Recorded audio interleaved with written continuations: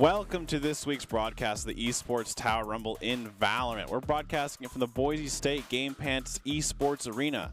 And welcome to the Valorant Rumble. Tonight in a special all-grand finals show to wrap up the Week 2 Rumble of the winter season, the Drought are looking for the back-to-back Rumble titles, while the Flood are looking to knock off the Drought. Who will win our Week 2 Rumble Grand Finals? I am your host, Brandon Red Hots Koziansik, and joining me to call all the action today is Colby D'Angelo Alloway. And I do want to say, Colby, what do you think of these teams kind of stacked up against each other, and what do you think their strengths and weaknesses are?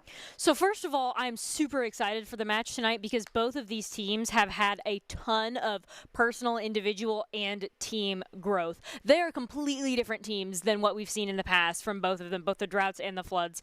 The Droughts have gotten so much better at general team cohesion and working together. It's phenomenal to witness. And the Floods have gotten much more consistent with their attacks as well as their defense, because they used to be such a defensively heavy team that we're like wondering where all that skill went on attack, and now they have the consistency to do both. So tonight's going to be an amazing matchup. Absolutely, and you know, to get right into it, we can get to the Doc's keys of the game, which is in Valorant: flank efficiently, speed and peak, spend and peak wisely, diminish their econ and loot, and dominate angles. This is brought to you by Esports Tower, which is scroll advice at esportstower.com.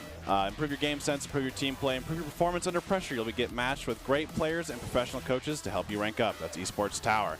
And I think, you know, starting off the day, the Flood and the Droughts are going to be playing on Split, I believe, which is the first map. And this has been a map that traditionally in the week past we actually haven't seen that much, but just this week alone we've seen, I think, 2 Split maps, which is a really interesting map because Split is a map where it's one of the maps that started in Valorant, right? In beta, Split was out. They've changed it here and there. A lot of teams have not liked it or disliked it, and overall a great map. And you can see here in the bracket that the Drought overall they had a bye in the first round, but they had Eruptions, and they kind of dominated the Eruptions there. It was overall kind of a good match back and forth, but at the end of the day, Drought kind of ended up going, you know, forward to the end there.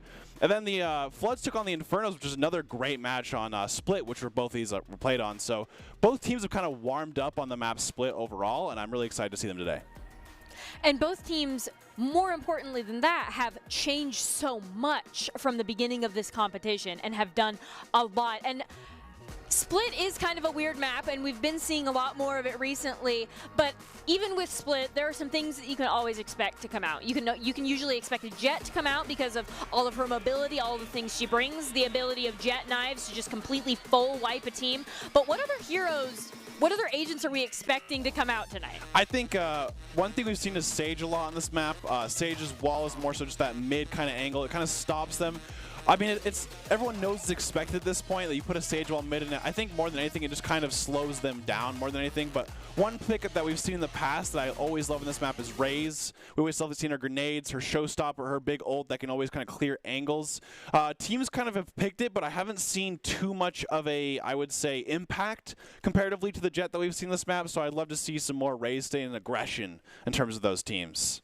And aggression is definitely something that both of these teams are looking for, especially on this map, and especially because they've both been working on team cohesion. And the best way to be aggressive is to be aggressive together. Yep, and you know, this is gonna be our kickoff to the Week 2 Grand Finals on, you know, a map that we've been saying has been really popular this week. So we're going back to Split again, and due to some roster changes, Ellie, who is usually on the Floods, is actually playing for the Droughts this week against her normal teammates. For the Floods, this is the final Rumble for Tabernakis before he graduates from Esports Tower, and ending with a win would be a great send-off. So let's get in the game and, you know, see what strikes first. And like I said, we're going to see the Boof, which is traditionally a very, very aggressive player. I really enjoy Boof's play style. He always kind of just goes forward without even thinking twice, even if he's on or off. So I love seeing Boof, and especially on that Raze, to kind of enable him to do so. And what is it about Boof's playstyle that lets Raze work so well? I think it's because Raze is an agent that has a lot of, like, I guess, agency for being aggressive. She has her satchel packs, which allow her to give such big movement speed and big bursts of speed. So you're going to essentially get like 2 jet dashes with her packs, but it really is kind of a hard thing to pull off, and it's just a really fun agent to kind of see jumping all over the place. And we have that Viper, who's usually a mainstay just because of the utility that agent brings to the table. We see that on the defending side over there. So that will surely make things at least a little bit harder for the attacking side just because of the utility that they bring to the table. Yeah, absolutely. We're going to see Pryor playing that Cypher, which we kind of seen this map. Usually they play B-site with this camera. They can kind of hold that down. It makes it a lot easier for them to not worry about that at all. And then we're going to see, a lot of variety actually today. We're both going to see the Astras, which traditionally has been, the controller of choice. She has so much, like freedom in terms of her smokes and concusses, and she's really good and competitive because, together we saw last week, which was a Killjoy Molly and a Astra kind of like, suck in ability. They were in sync and did a lot of damage there. So overall, kind of glad to see, both teams going with their comforts. We're going to see the Floods opting to go another no Sage, which they kind of felt comfortable, and they rotated a lot of different agents to kind of bring their advantages in different times. And we see that Astra going in the Astra form there to just kind of look around and see what we're doing here. Something that we're not seeing is a Jet, which is a little bit shocking just because of the value that they can typically get on this map, but I fully expect other agents to more than make up for that in terms of raw damage and elimination potential. Yeah, it seems like Floods are kind of opting with that KO to kind of bring a lot of the aggression for them, so I'm interested to see how they kind of use that because they're a pretty defensive team in terms of agent composition here. Some of the Viper smokes have already gone down as both teams are looking for each other here. Pryor's going to get that elimination onto Cruz, and that's first blood. Yeah, it was a great job by Cruz, and they're going to go on Heaven here, and Devin gets 2 right there. Spike down mid. Cozy's going to get 2 down as well, and kind of holding this down. We're at 2v3. Oh, Cozy the 3K. And now we are 3-1 with the Floods up 2 against the solo member of the Drought. And at this point, you just got to see what they can do. And Ellie is not going to be able to do a ton against the 3 remaining members of the Flood. And that first round is going to go over to the Floods. They're putting us at 1-0. Absolutely, and I think pistol round's always kind of a big round. I mean, sometimes you see teams go back and forth on, but I think pistol round can give you that overall momentum builder because now we're going to see here Floods are going to buy up in terms of they're going to get their Ares and Spectres, while the Drought are actually going to be full classics. So there should be full saving for next round for those Vandals and Phantoms.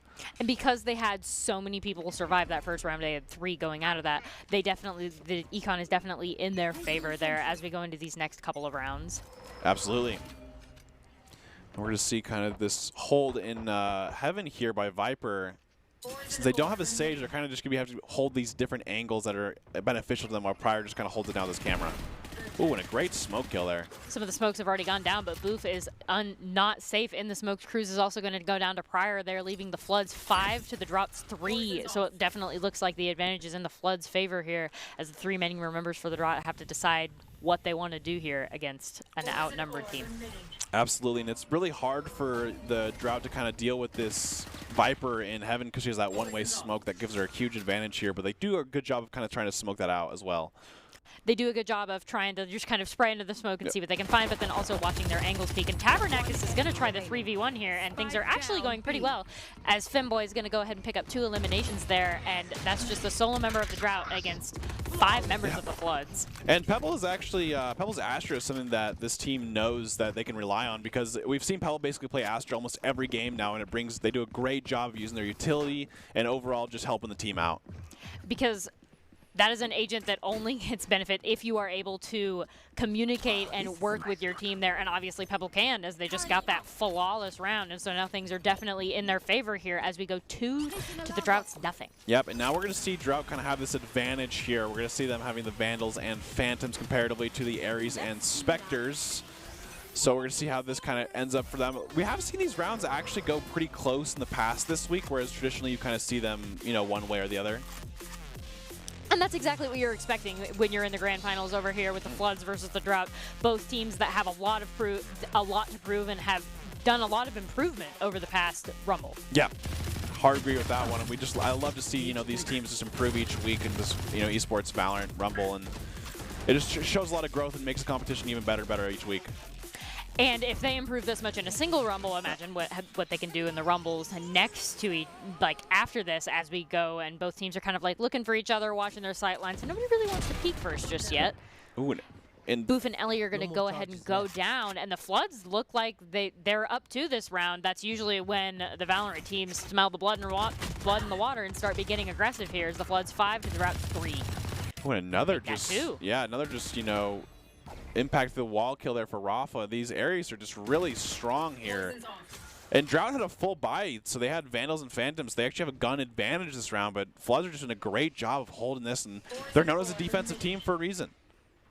And this is exactly what they're comfortable at doing. This is exactly what we expected from them. We'll see the benefits of their working when they switch over to attack here.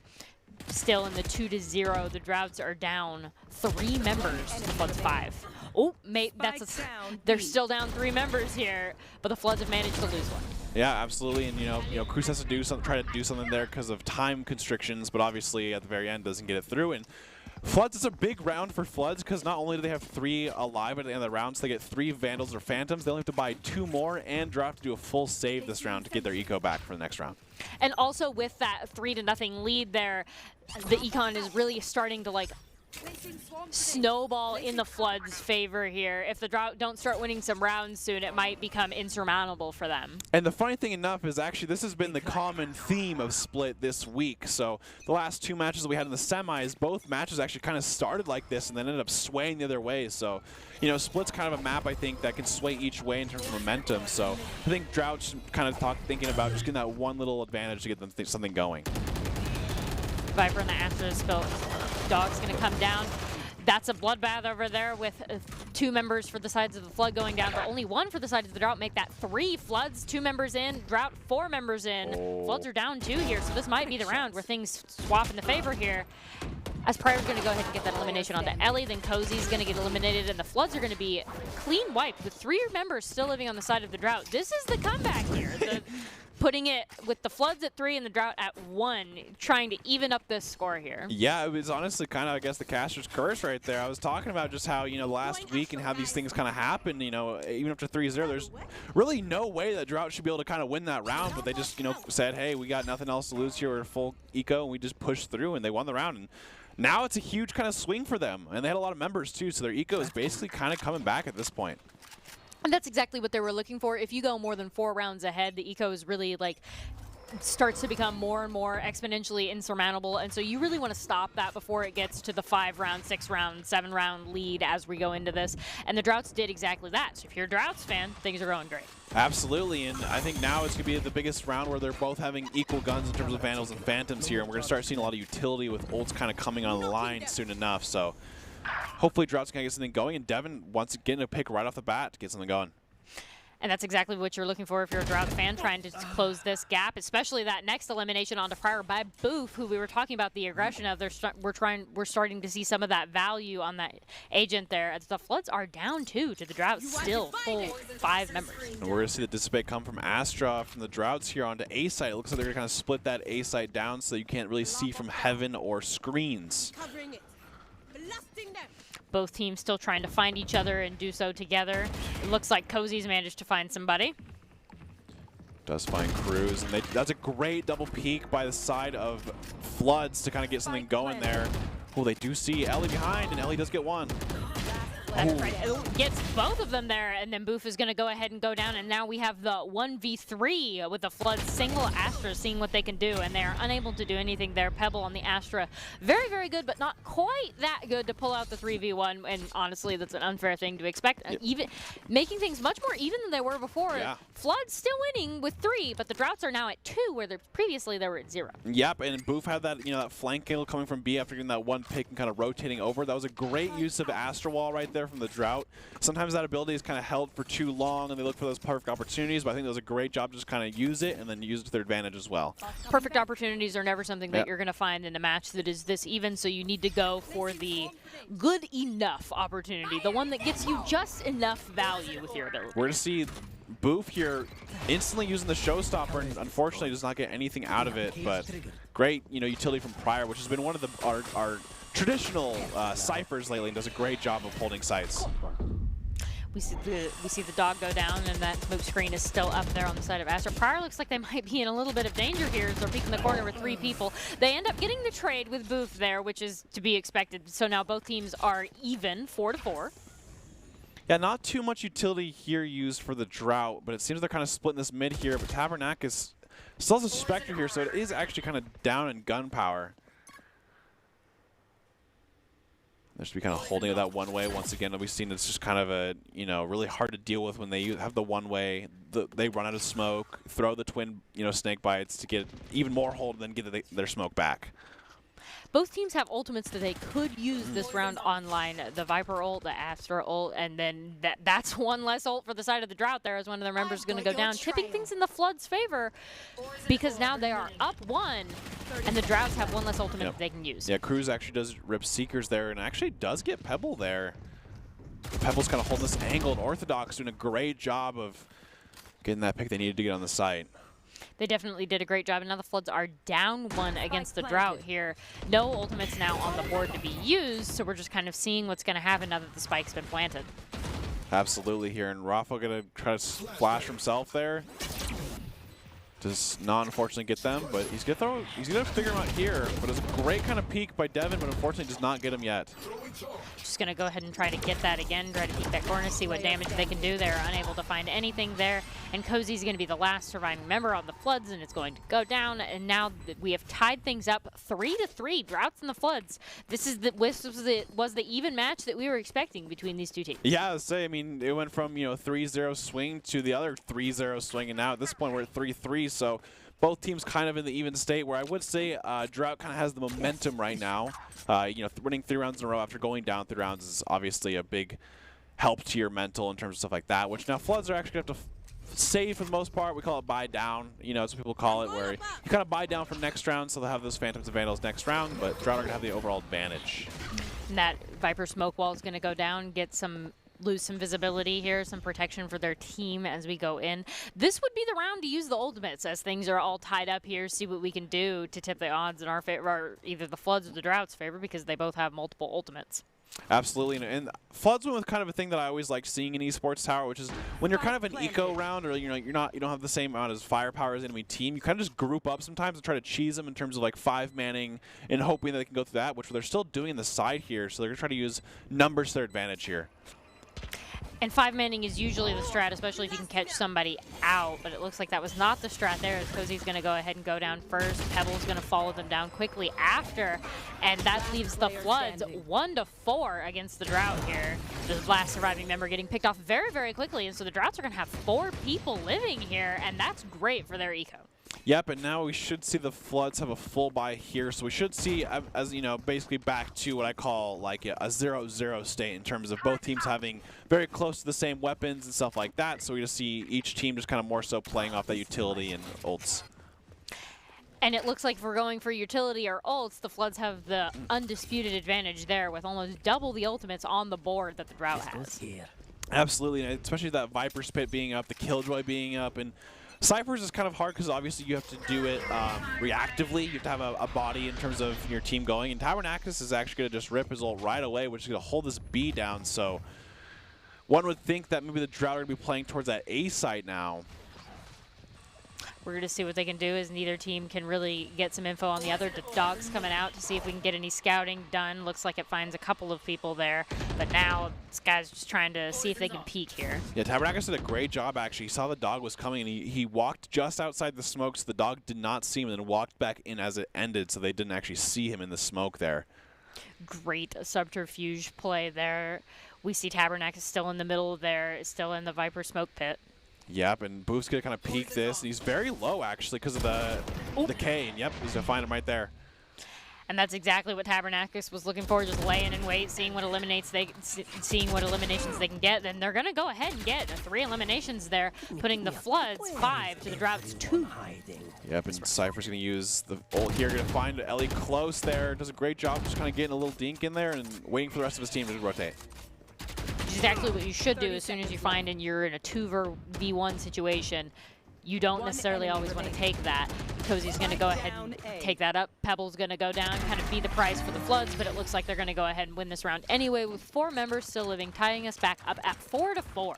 Yeah, I think that was some great ult usage by the Floods there. Tabernacus kind of uses that Viper's Pit at the very beginning to kind of stop it, which was interesting, though, because the Drought kind of just stayed in the ult the entire time, which that decays them to 1 HP here. So basically, Tabernacus just has to hit him with 1 straight bullet, and they're just instantly going to go down there. And it seems like, they just thought maybe they could get him, or didn't think they was in it or something like that. But great job, nonetheless, for the Floods. You always have to respect the Viper pit. Do not go in unless you absolutely have to, because it is very obviously a big green trap. Yeah, and you gotta be quick. 2 members definitely fell into that. Yep, absolutely here. And we're gonna see some utility kind of placed by the Drought again of holding this Heaven Butch. They're actually changing it up though, because Prior was kind of holding that down now. They're kind of hovering these 3 agents towards B here for the Floods. We see that first Viper smoke go down, seeing if we can obscure any sight lines here, as both teams are still kind of trying to find each other. So scout abilities might come out as people rotate, trying to find, being careful about all of their sight lines. Absolutely. And they're kind of, Drought is kind of hovering this mid now, and it looks like they're kind of playing an A to mid, or they're overall focusing A here. We do have Empress and Sage ults. So you can't really use Sage ult unless when your team members go down, but Drought obviously, in terms of Ellie for that Empress, can make some aggressive plays if she chooses to use that. And the Floods do still have the ultimate advantage going into this, so it's just kind of who can ult first and who can get the maximum value out of their ultimate here as we go in, or who finds each other and gets a pick first. Okay, we're going to see the Killjoy ult defensive without really kind of knowing it. I like that because now they're forced to just kind of play back and let it happen, although they do get cozy and destroy the Killjoy ult, so they didn't work for that anymore. Left. Which is not what you're looking for if you're a Floods fan, as we are now 4-3. That is exactly what you're looking for. Prior popping off, getting the double elimination.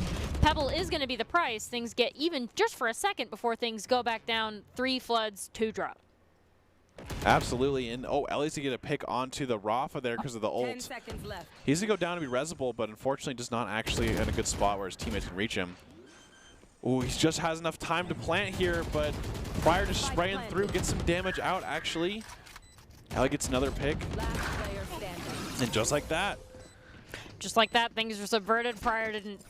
Prior played just a touch too cautiously there in the end, was unable to take the opportunity when they were vulnerable planting the spike, and that ultimately cost the Floods the round as we go up here. Yeah, I think Cozy had a good idea of an ult here, but it turned out just overwhelmingly pushing through Cozy, getting the pick there and letting it happen, where I will say Prior did have a great pick here, just playing an elbow and getting 2 here, but I mean, the thing was the Droughts actually just had another flank. It seems they have everyone kind of flanking, so you'd always watch your back in terms of these scenarios where you think you wouldn't have to. And now the Droughts are up 1, 5 to the Floods 4, and they have 3 ultimates to the Floods single 1.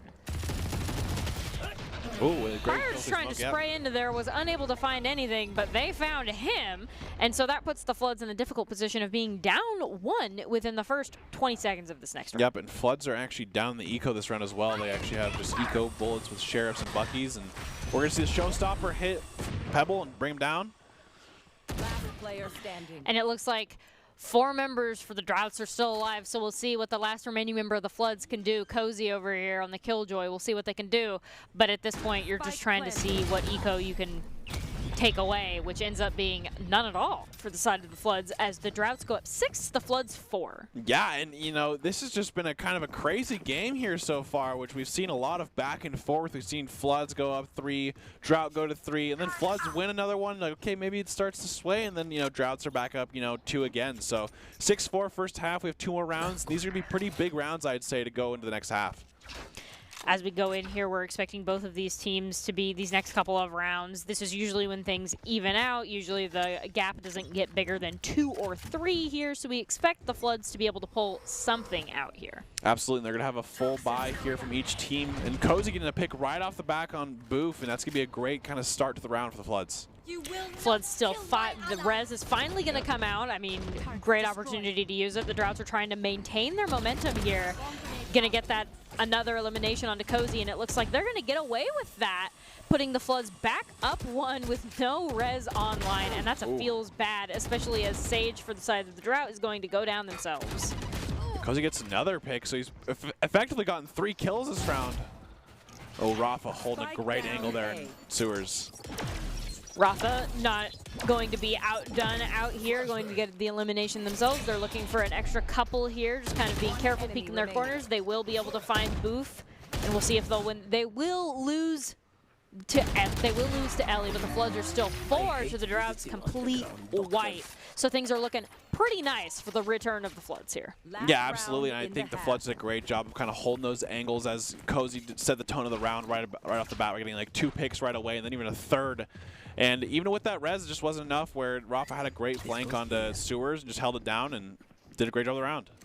And hitting the shots when you need to hit the shots. When both people look around the corner at each other, the person who hits the more shots wins. And for a while, that was Rafa. And then it didn't quite work in their favor, but the Floods did end up winning the round, so not too terrible. Absolutely. 5-6 here for the Floods. Drought could be a 6-6 snare that we're kind of looking for. Cozy once again going to see Boof, but going to kind of back up this time. I know Pryor is going to be seen in the corner. Luckily, they do not get any kind of shots off against him. Oh, but his smoke did go down. Pryor chose to be aggressive and ended up immediately regretting that against two members of the Droughts there. And Tabernacle's getting a 2K here in heaven and had his knife out as they saw him, but luckily enough got his weapon out in time and got the 2K. To be able to do anything. And so now the Floods are 4 to the Droughts 3, and we'll see if they'll be able to kind of return things into their favor. Yeah, we're going to hear that audio cue for the Sky ult going out. The Seekers are now going to kind of go around the map as Drought get to see, you know, information-wise of where the enemy might be. And once you know where the enemy is, you can adjust your strategy. The Floods are just trying not to get scattered out right now, playing a little bit more passively, which is one of the other uses for Sky's ultimate, to force your enemies to play more passive so that they don't get scouted. And the Floods are still up, but Viper's looking pretty weak, so this might be one that the Droughts can turn around. Absolutely, and Cozy right away just gets a pick as soon as you say that on the Drought, making it a 4v2 for him. Which is a little bit less winnable than the 3v4. And we're here the Empress go out for Ellie, so a good opportunity for her to reset and just instantly gets traded 1-for-1. And we have a 6-6 half, which is, I mean, I think for us, it's just the most ideal in terms of what could happen for both teams. So after a crazy first half, we're going to see a 6-6 Floods and Drought. And with 3 members surviving on the Floods for the last, things are definitely looking up for them. Things are definitely looking in their favor. Definitely not a better round for them to get that tie-up. Yep, and now we're going to see kind of the reset for the half where both teams are going to go back to this pistol round, which has proved to be pretty important here where this week at least in the Rumble we've seen whoever wins the pistol round has won like a solid 3 rounds in a row. And that's exactly what you're looking for, the early advantage, getting it from the pistol round, just having better ability usage and better mechanical skill than your team in the pistol rounds here are definitely what we're looking for. Yep, and Drought's actually going to opt for the 5 Ghosts, which is kind of a comfort thing in terms of pistol round. There's not really a good way to go about it in terms of which is better than the other. It's kind of a comfort thing, and Drought's opting for all 5 Ghosts. So they're not going to have as much as utility as the Floods are going to have. Their likely strategy is to just go in, be as aggressive as possible, and see what eliminations they can get, and see if they can kind of like build a snowball off of that. Absolutely here, and we're going to kind of see this. We've seen a lot where the garage play is kind of hovered. They get the ult orb, and they're kind of leaving here, and they're going to look for that mid, because I think if you kind of break open the mid, it's going to be open the other sides for them. And mid is definitely preferred on this map for a variety of reasons, so we expect both teams to be using that just more. Sage wall is going to go down, which is just going to do nothing but slow the Droughts down. Absolutely. They're just going to hold that. We're going to see a couple members from the Drought still kind of stay in mid. They haven't really committed each place, and I think they're kind of talking about, hey, do we want to use this mid to our advantage? We kind of work this A, so we're kind of talking and figuring out what they are doing. And the longer it takes them to make a decision, the more likely it is that one will get caught out and make a mistake. So they really need to do this fast. Yeah, they have 40 seconds left of the round. It looks like Floods are going to kind of start committing to this B site here. And I don't think much utility from the Droughts is still available here. And Pryor's probably be the first one to peek this, which hopefully they can use utility and sync here to kind of make it so it's safe. Yep, we're going to see the KO silence. We're going to see the smoke go down. Not quite as safe as we're looking for here, as teams are going to trade, go 3-3 even, with the Viper on the Floods looking pretty weak, but they're going to go down, and now it's 2-3 for the side of the Drought here. And time started to play a factor here. Pebble had to go pretty fast to make it happen, and now Tabernacus can basically, only way he wins this round is if he ends up killing the Sage, but I don't think the Sage is going to play it smart and just wait the timeout. Yep.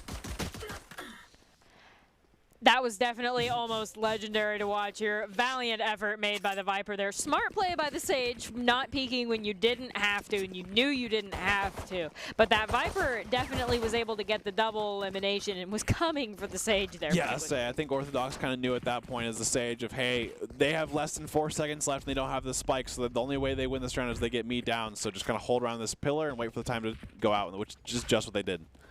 Just what they did, except for just that last little bit there, and then they were able to get the elimination. Just a little bit cheeky on the side of the Drought, so they're going to go up 1 against the Floods. Drought 7, Floods 6. Absolutely here, and we're going to see Tabernacles kind of working this B garage still. I think we're going to kind of see this as a theme this half from the Floods of just always kind of hovering this garage and seeing what's, you know, information they can gather and get this ult orb as well. Both teams are still trying to set up, watch their sight lines, see who's approaching where. It does look like the Droughts have committed to a site here as they're moving together and looking for that opportune moment to try to catch the Floods off guard. Yeah, the Floods are going to be kind of rotating here through spawn as they kind of 5-man hope, maybe looking to this A hold, whereas the Drought are kind of more postured towards that B hold, where at this point they have no one on A. So if Droughts can, I mean, if the Floods can kind of start attacking here faster, they can get onto site, no problem at all. And they're moving as quickly as they possibly can while also still being careful. So this is definitely some Drought play that we love to see. Oh, I think they're kind of faking themselves out here. Obviously, they can't see the enemy team here, but they're actually going to go this 5-man sewers when A site was completely wide open, and I think the Drought are actually be ready for this mid play here. They got people in different positions to kind of have crossfire. And yep, Boofsy at 1 right away. Boofsy at 3. They had the right idea, and then they definitely lost it when they walked into Boof and getting that immediate triple kill. And now with the solo member of the Floods going against 3 members of the Drought, unable to do anything, which is to be expected. And the Droughts go up 8-6 against the Floods. Yeah, they won that piss round, and now they kind of won that other round as well. And now we're going to see the round that kind of, I think, determines, you know, overall the momentum, even though it didn't really happen last round. But if the Drought can win this round, the Floods are actually be pretty bad eco-wise. So we're going to see some, obviously, some upgrades here from the Floods, seeing the Vandals and Phantoms, whereas the Drought are going to be kind of from last round, the Spectres and the Ares. And that was one of the biggest problems that the Droughts had earlier in the season that we've seen return for the first time here is faking themselves out with the rotation, not committing to an attack point here, just kind of like being wishy-washy about it and running around. And it definitely costs. We're see Cozy kind of going through here. Does get hit by the boom bot and takes about 50 damage overall, which is pretty big there. And Devin get at least trade 1. That's still pretty good considering they hit a frenzy. 1 for 1. The Droughts do still have their Sage online, so this might end up being a little bit less favored. But now the Viper's Pit's going to go down. And last time that worked for great effect for the Floods, so we'll see if some people are going to walk into the trap. Looks like somebody is definitely going to go down there, and now it's 3-1, and it looks like the Floods are just going to go ahead and take that with another expertly placed Viper Pit. Yeah, great Viper's Pit there and great utility, and now, you know, Flood made sure that, hey, we need to win this round pretty bad for this half, and now they do, and we're going to see basically each team buying weapons here. Drought's going to see, you know, full Vandals, Phantoms, and actually to a degree identical here because they're going to have 2 people who just actually have to buy something else that isn't Vandal Phantoms, whereas Boof is only 1 off of that Showmaker, so I could see the Drought kind of looking for that ult orb aggressive play for Boof and then using that Showstopper to make a play. And that probably would be the best move for them to go, is get the ability advantage and see what they can do with the ultimate. But the Floods have to have some idea that that's what the Droughts are looking to do, and it looks like they're set up together and they're set up to at least make an attempt to subvert that. Yeah, this time, you know, the Floods are actually going to swap it up here and play really aggressive on the B site and taking 2 down in the process. Cozy's going to go ahead and get that double elimination. Things are looking pretty good for the Floods as they still have all 5 members alive, while the Droughts only have 2. But there are a couple of Floods members that are looking weak, so this might be a little bit deceptive. And Droughts still, with clever flanks, have the opportunity to pull this out.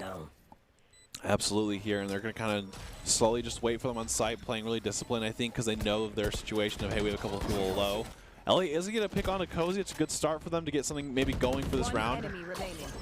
Oh my gosh, and then that next member is going to go down, and now it's a 3v1 situation. The Drought definitely fought valiantly, but there's not a ton that you can do in the 2v4 situation. Absolutely, and just like that, it's 8-8 now here for the Floods and Droughts, and I think Floods are going to be a little advantage here just due to their eco from the last 2 rounds, so we're going to see that kind of playing an effect, and I think overall this is going to be a great game so far, back and forth, and I think it's going to take kind of a team to get, you know, just that 1-2 lead and kind of stick with it to finish out the game for one of them. There have been a couple of times where one team or the other team has been able to pull away for a couple game lead, and that's exactly what we're looking for here. I would also not be shocked if these 2 teams took us to overtime here, because they're very evenly matched, as we see with the 8-8, and neither one really pulling ahead. Absolutely. Dog's going to come out, is going to be shot down almost instantaneously. Cruz is going to go down for that, and it looks like, but the trade is going to come out, so we're sitting 4-on-4 for both teams. Cozy's going to go down as well, so now we're 4-on-3 with the advantage going to the Floods here as they try to close around their prey as carefully as they possibly can without going down anybody else. Yeah, Ellie did get a cheeky kill in the corner there by just holding that corner, waiting for him to pass, and did get one, which is still pretty good, and we're going to see Pebble get another pick onto Orthodox, so we're looking at 4v2 here for the set of Floods. Pryor looking for that, is able to find it. There's a couple missed shots there, but ends up getting it, gets the double kill. And now that is just a win for the Floods here, putting us at 9-8 as we go into this next phase. Absolutely, and you know, Pryor did a great job of kind of holding that down over there and just getting the two to finish off the round there. And I will say, this is Tabernakis' last Esports Rumble, so I think he's really motivated to kind of have a good performance here and do everything that he can to kind of win out, as people would say. And so far, we've seen some impressive things from them tonight on that Viper. I will say, Ellie's been a great job against her team because she is playing for the Droughts this week. Or sorry, the Droughts this week instead of the Floods, and she's doing a great job of kind of getting those frags as Reyna. And I'm sure that there are a little bit of sharing strategies and understanding the trade is going to go down there, leaving both teams at 5-4 here. Now 5-2 as the next couple members go down, and we're going to see if they'll be able to catch anybody out. Tabernakis is also going to go down. So now it's a 4-2. Things are looking not very good for the Droughts here. Yeah, absolutely. Rafa using that KO ultimate to kind of get that res after. It was a great job trading 1-for-1 because at the end of the day it's a 1-for-0 because you can just res Rafa right after. So great job use that ultimate. Ellie does get to find another. Does have the Empress now, but I think she's going to kind of hold it for next round to get more value out of that.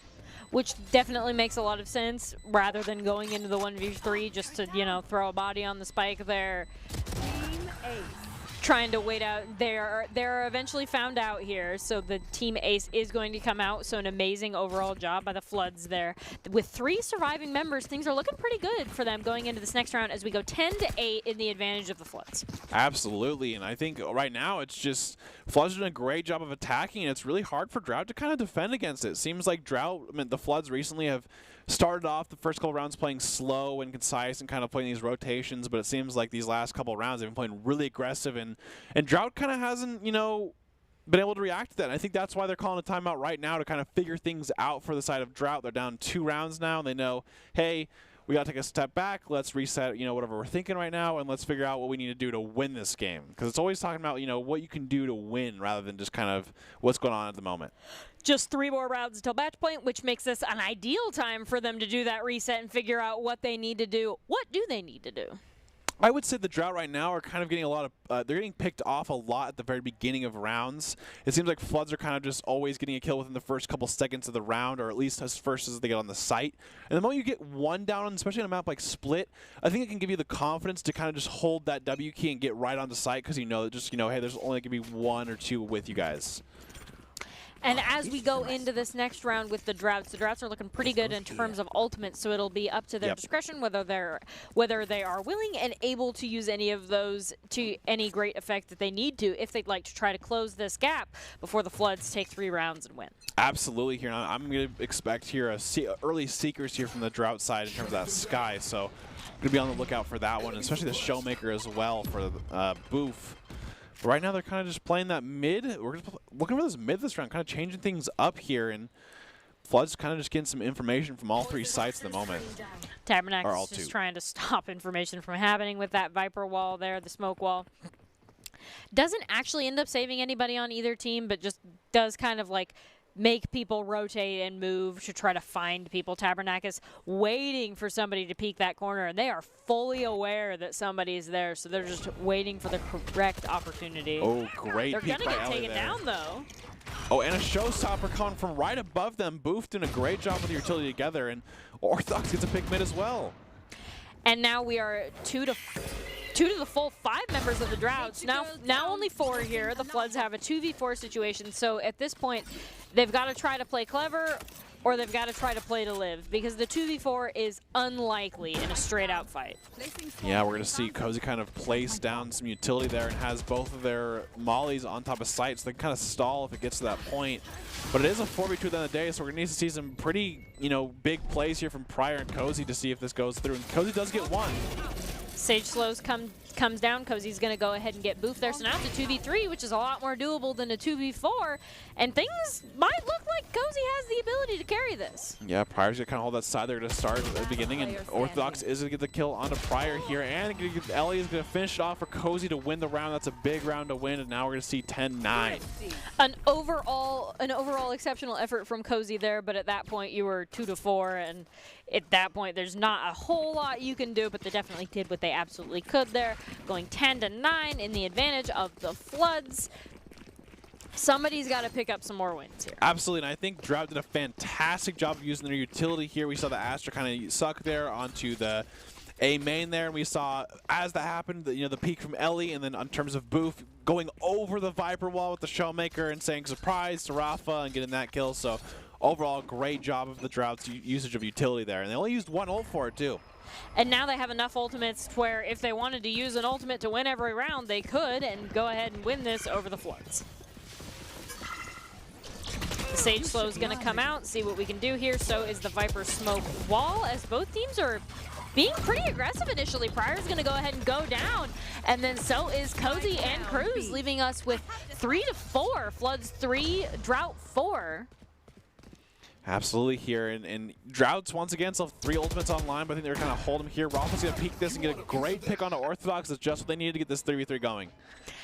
And especially now that the res is down, this is looking like exactly not what the Droughts are looking for here, because with the res potential, they could have brought somebody up and turned it into a 5v3, but without that Sage, they can no longer do that, and this is just even, so they might be forced to use one of their other ultimates, unless they're just going to go ahead and pop off and eliminate Raffle and Pebble and Tabernakus just immediately within the span of 10 seconds. Yeah, Droughts had a great crossfire there, so no matter what the Floods kind of did to get into view, we saw them get out of that, basically that the garage kind of area, and did a great job of crossfiring there to get those kills, and next thing now you know, 10-10. So this is a great game so far, and I think it's going to take what team to play consistent here to kind of pull ahead and see how much they really want this game.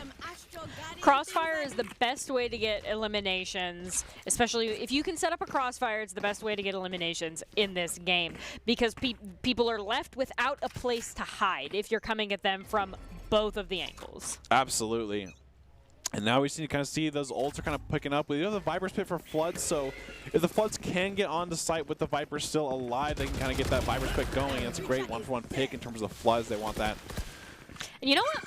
Viper's still alive, which is exactly what the Floods are looking for, and that Sage Slow is going to come out, not get a ton of value, and it looks like the Viper wall is going to see what we can do here, but it looks like they're just flanking around it anyway. Yeah, with the Floods rotating out, it seems like the Orthodox is actually getting an opportunity to res here, so it actually will be a 5v4 if this res goes through, which I think they're going to do right now. Yep, LA's going to get up for that res, and we're going to see the Floods now going on to A site. Oh, Devin gets a great pick right away. Even if it just stops them the slightest, it's a great job for them because it's still 4v3.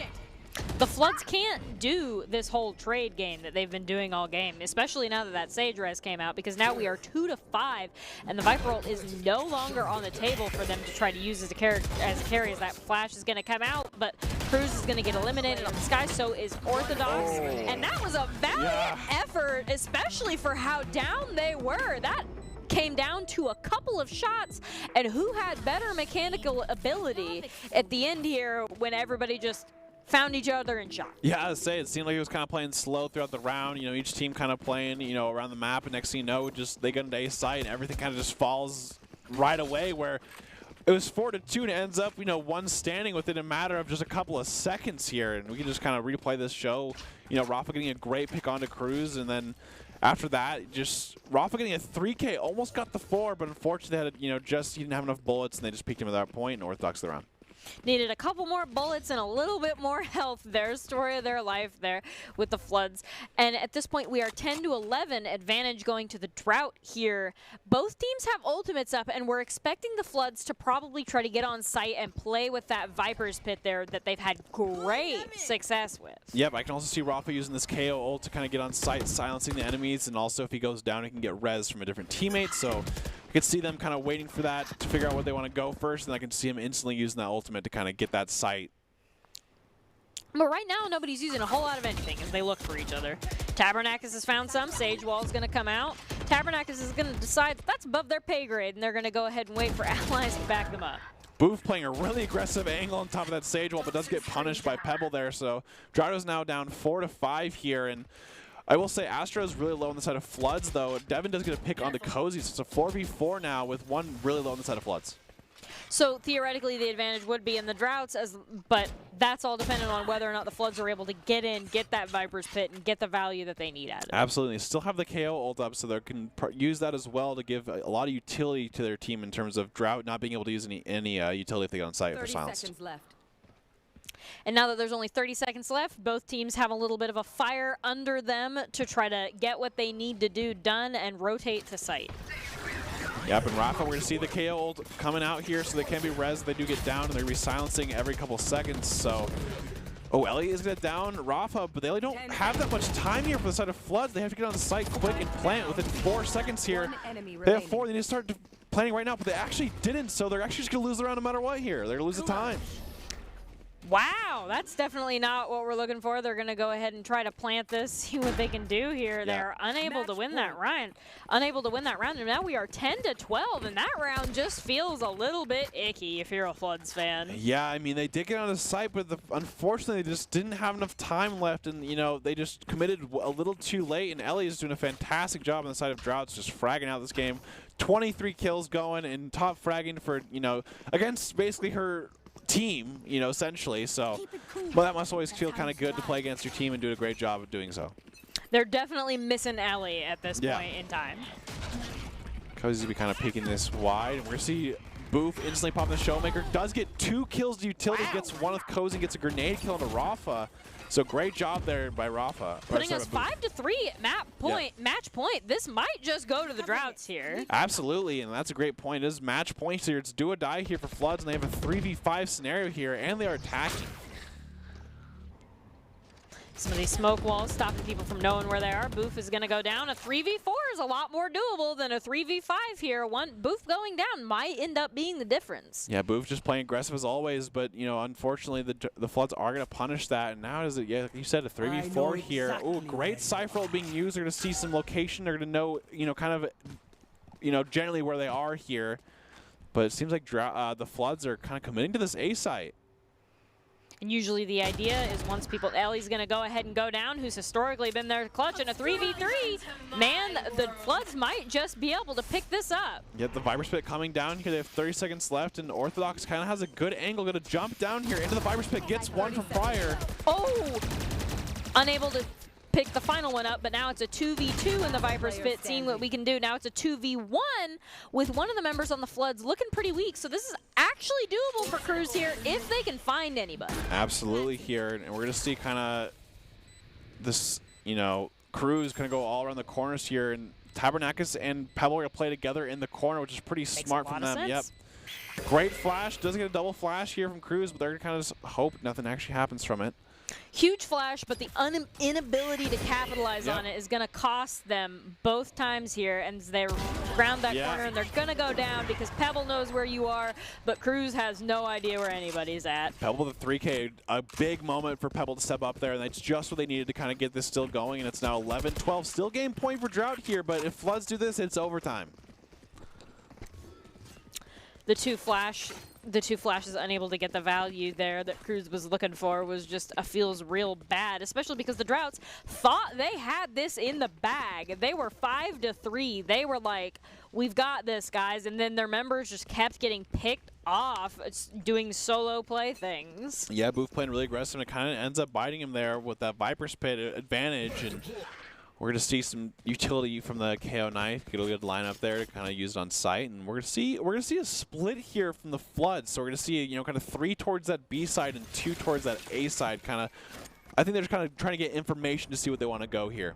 Sage Slow's going to go down. A couple of Astra abilities are also going to go down as we see the Floods versus the Drought, just trying to figure out where people are and adjust their strategy accordingly.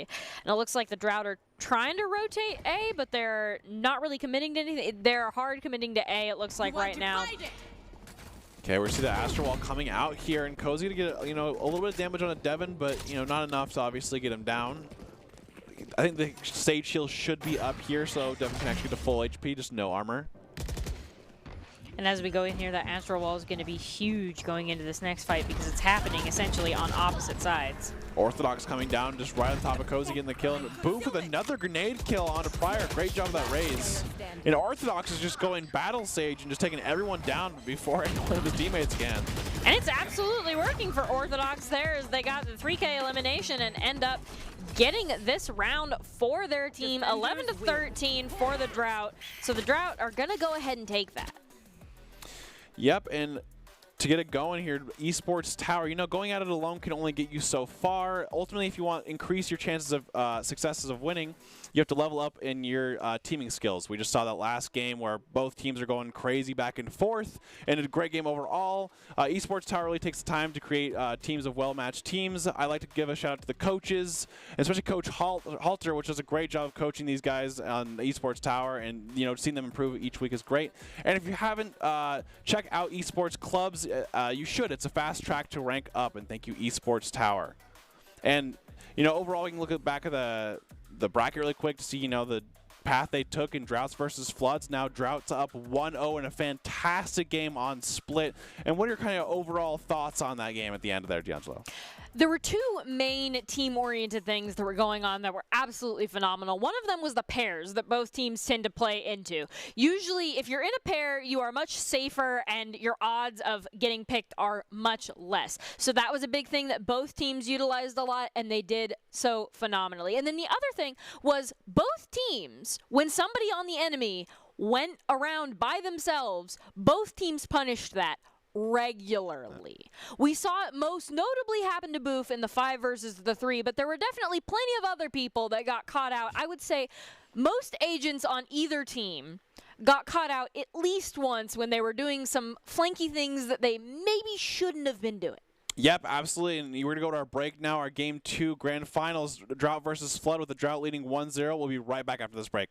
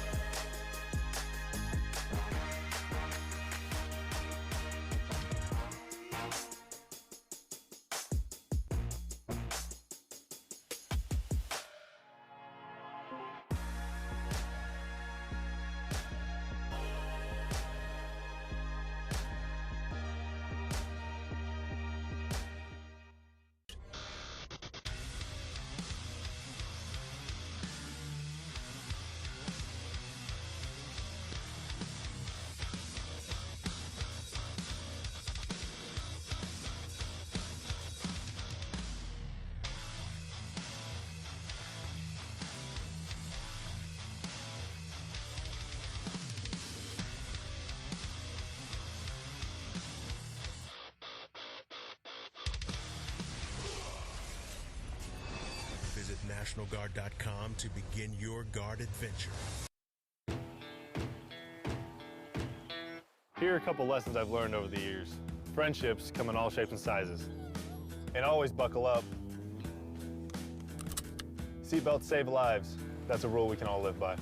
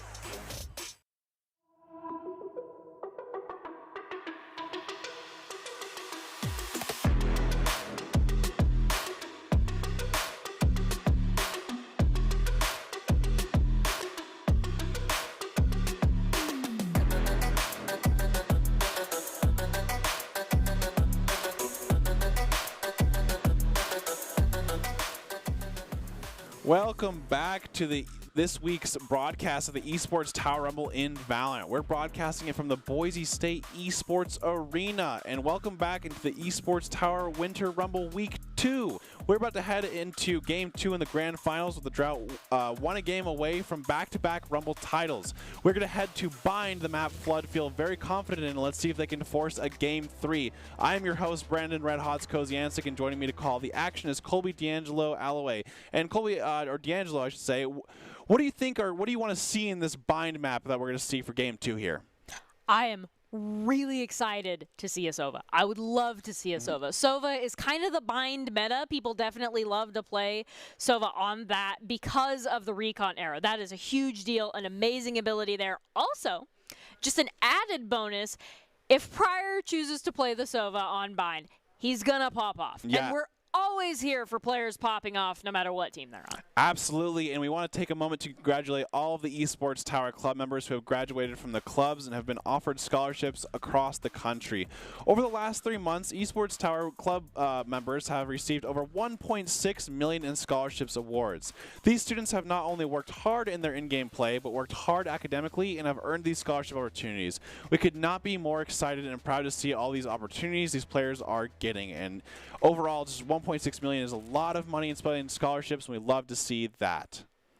Especially because these players, like, all the pressure that normal college students feel on top of, like, being an esports competitor, that's a huge deal. Yeah. That's a thing that most, like, that's an amount of pressure that most humans can't manage, and so it's especially amazing that they're being rewarded for it. Absolutely, and with that, this is Doc's Keys to the Game, which are presented today by Esports Tower, which in Valorant, flank efficiently, spend and peek wisely, diminish their econ and loot, and dominate angles. That is brought to you by Esports Tower. Score pro advice at esportstower.com.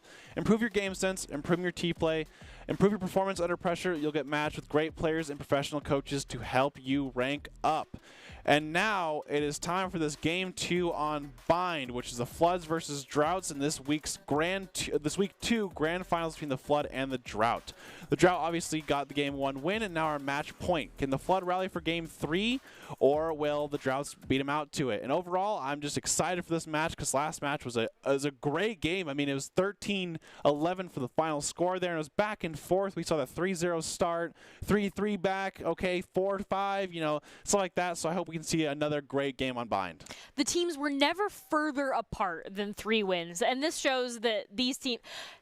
This can absolutely be turned into a reverse sweep right here on Bind, and we're getting ready to find out which of these teams is going to be able to pull it out because these teams are so evenly matched. I mean, most of the Valorant that we cast is pretty one-sided, one way or the other. Sometimes the gaps are like 10 or more.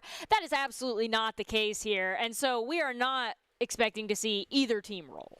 Absolutely, and I think each team has, their pretty strengths and weaknesses in terms of like agents too. Because last game we saw a lot of agent variety. We saw the KO from the Floods, we saw the Killjoy from the Floods, but then we saw the Drought kind of picking up that Sage and the Rays. So overall, I'm really excited to see what agents these teams play, and if it'll be close if we see the Jet or something like that.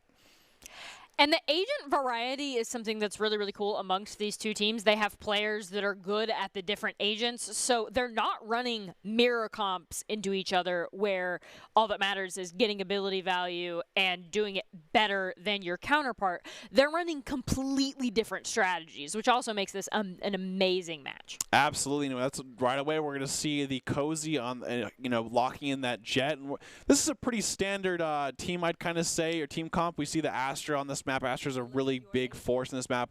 We're going to see the Killjoy from Tabernacus, though, when typically people kind of play that Viper in this map as well, but it looks like both teams are opting in for the Killjoy, so they obviously have practice with that and have plans to do something with that in their strategies. Priors on the Sova. Yep. Prior cruise on the Sova is going to be a big deal, especially without that Viper to deny those sight lines and kind of like throw a wrench in the whole Sova plans. Yep. We expect to see some big Sova plays here from both of the teams. Absolutely. We're going to see both teams kind of running the one duelist, except for we're going to see Cozy rocking that Jet, and we're going to see Boof back on that Raze, which has done a fantastic job on that Raze. We saw a lot of utility kills, especially grenade kills and showstoppers towards the end of the half of last game, so I think they're pretty warmed up on the agent this time and ready to kind of go crazy with it. Everybody's warm. Everybody's ready to pop off. Hopefully both teams play aggressively so we can see what they can really do with these agents here as we get set up for our first round in Bind. Absolutely.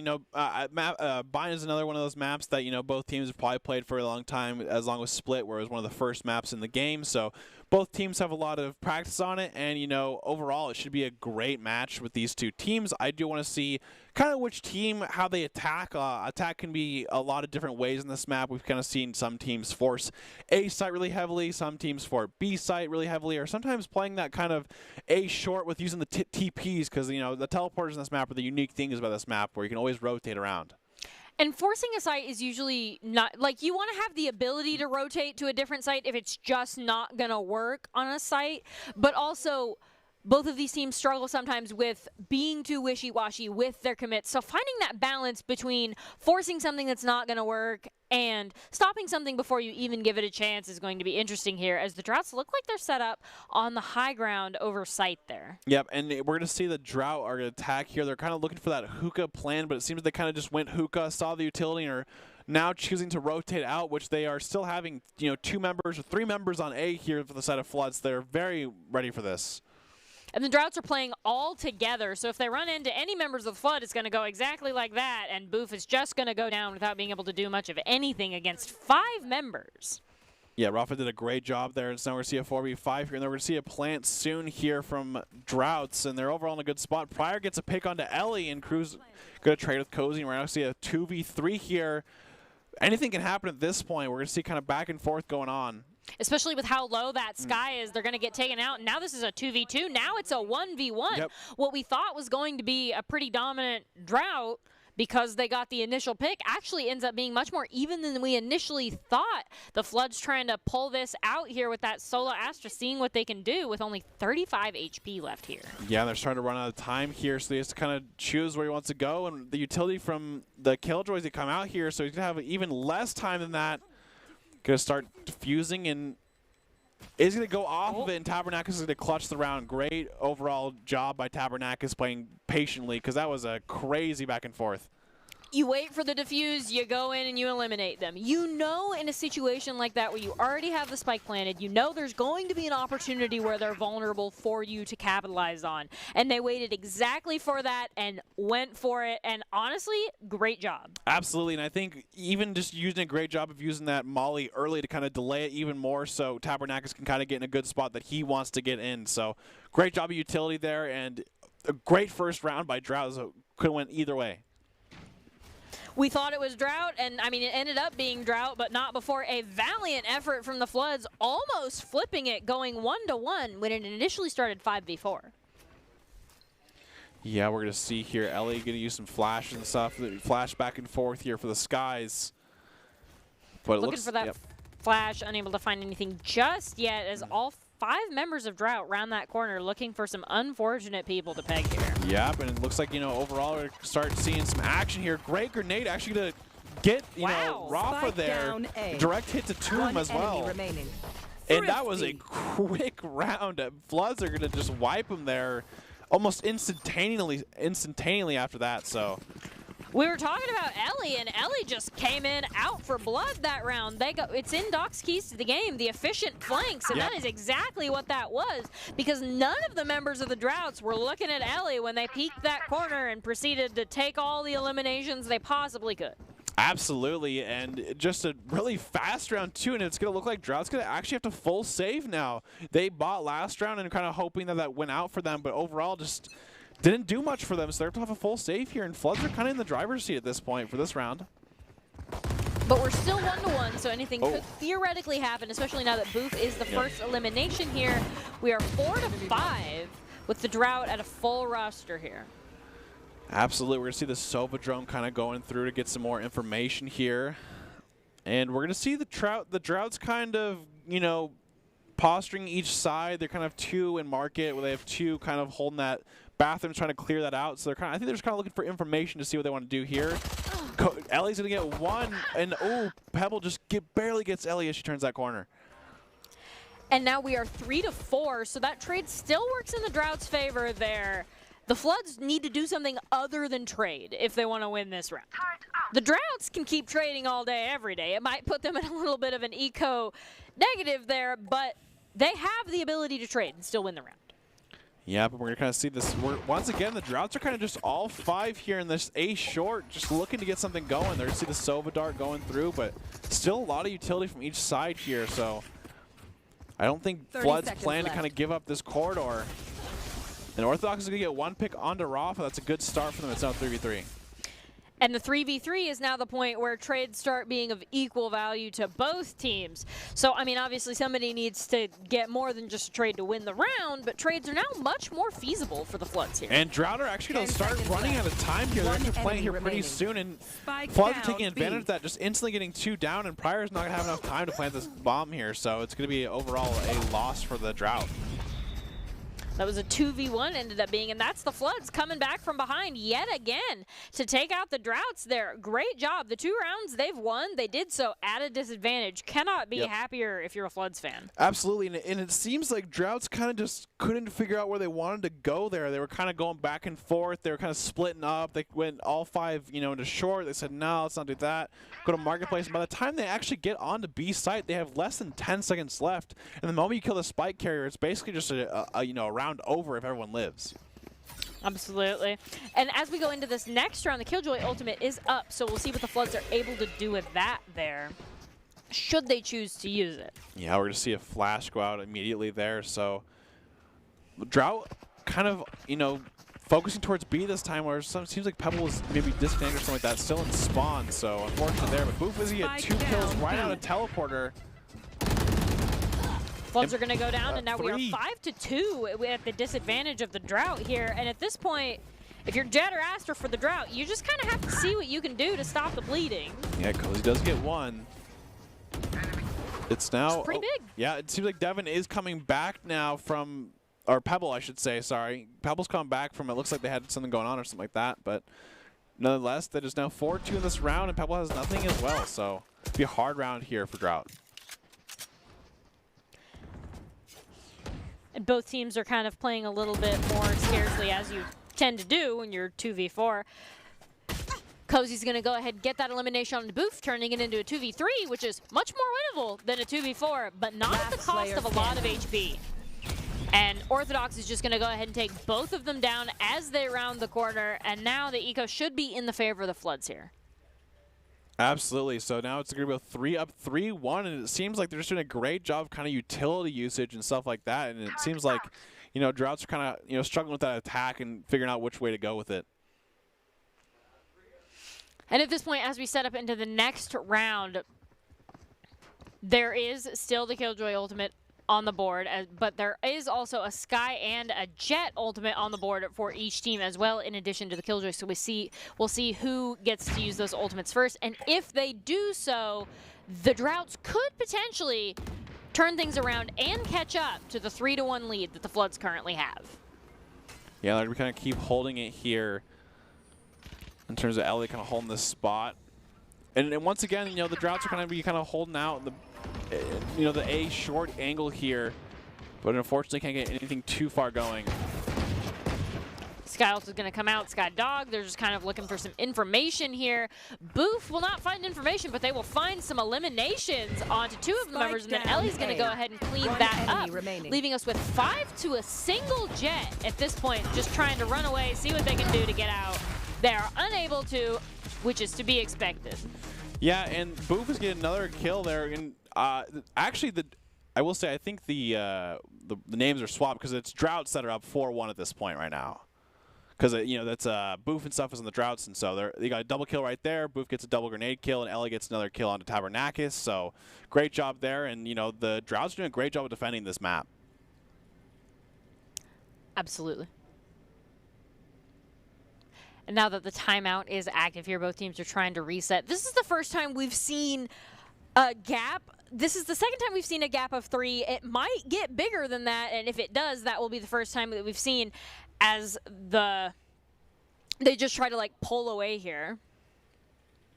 Yeah, absolutely, and I think that, you know, it's kind of like an agency thing in terms of how they want to attack. It seems like they can't commit to like a site or something like that. We see them kind of posturing each side, and it seems like overall they can't really get something going at one side to, you know, keep going at that as well. What are some of the strategies that both teams should be talking about during this timeout? I think in terms of the, you know, the attackers here, I'd say they got to kind of focus on, all right, guys, I think we need to use utility together on a site rather than kind of, you know, playing back and forth, you know, playing a little bit too, I would say, reactive. They're kind of waiting to see what they want to do, but I think they also have a solid plan themselves to kind of play off of. And the attackers are getting set up here. They're kind of spread out a little bit against the defenders here, as both teams are kind of looking for information, trying to figure out where they are. Yeah, we're going to see kind of Ellie rotating through spawn to kind of look for that B, and Droughts are going to be holding down in terms of still playing this kind of spread out attack, which is pretty standard. You can call it standard if you want in terms of fan out. But I think overall they're kind of using a lot of time and not usually getting picked off from this as well. Which is definitely not what you're looking for if you're on the solo play. You're definitely trying not to get picked, but that's something that both teams historically have punished, as that Skydog is going to come out, and then Rafta's going to get picked. So is Boof. So the trade is even. Both teams are 4-4 here going into this next fight. Ellie, yep. Cozy and Ellie are also going to go down, taking us 3-3. Ooh, and Tabernakis gets another pick onto Cruz here. And the Flood's down 2-3, and you know they're actually kind of getting some attack sites. I think they can kind of get this A site down here. They just need to plant the spike and play some time. Defenders are down 1, which could end up being a little bit unfortunate for them there, especially since the attackers have full ultimates on the board right now. Absolutely, and Tabernakis is going to start planting down, gets the spike down. All of this, the kill drill is coming down here. Orthodox gets a pick onto Tabernakis, and they can kind of get into full sight here because they have nothing to destroy this ultimate.